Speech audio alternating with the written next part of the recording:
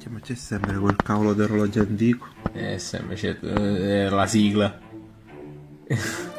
Ma sempre noi un'altra volta, ma non ci posso credere. Vediamo che combina stavolta, va. Sono curioso. Ma io pure. Mio. Mami! Cosa vuoi, Amendox? Ti ho portato dei fiori per l'odore di magnano! Ma sempre quello. Fa puzza, bottale! Ma cosa? Ma c'è un balcone pieno di ciliegie! Orribile! È normale. Avanti, Amendox, più vicino. Cosa mi devi dire, mami? Più vicino!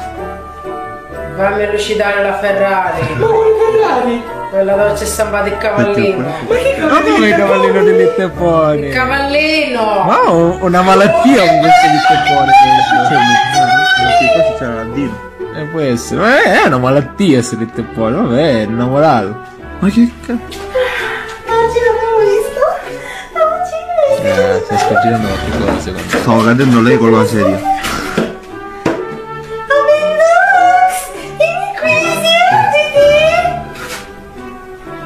Secondo me c'è puzza di trappo. Secondo me pure. Questo saggio. Cosa mi devi dire? Aspetta. Ma che c'è quella corda? Dobbiamo fare una cosa. Non te ne mandi di dietro.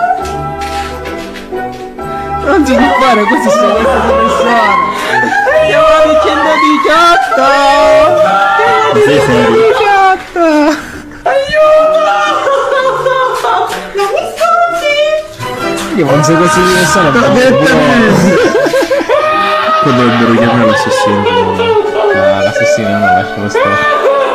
Che se no poi chi finisce male a tutti e due. Secondo me. Ma che cazzo? Cioè, lo stacca e poi lo carezza, cioè gli salta addosso, lo carezza. Niente, quello è arrivato al suo scopo. Oh, guarda chi c'è. Sta facendo i cazzi suoi, guarda. Ah, finalmente si è salvato.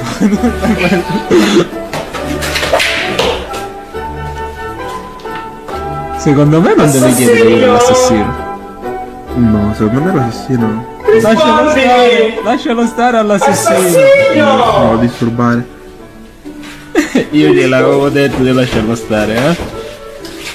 La colpa non me lo può dare a me. Finalmente ha fatto una vittima. Finalmente! È riuscito! Ah, hai visto soddisfatto, vedi? Però mi dispiace un po' che abbia colpito a lui. Però non l'ha ucciso, l'ha ferito. Nonna! Dimmi, Limondino. Mi hanno impizzato! Ora ti faccio il brodo di... E come entra?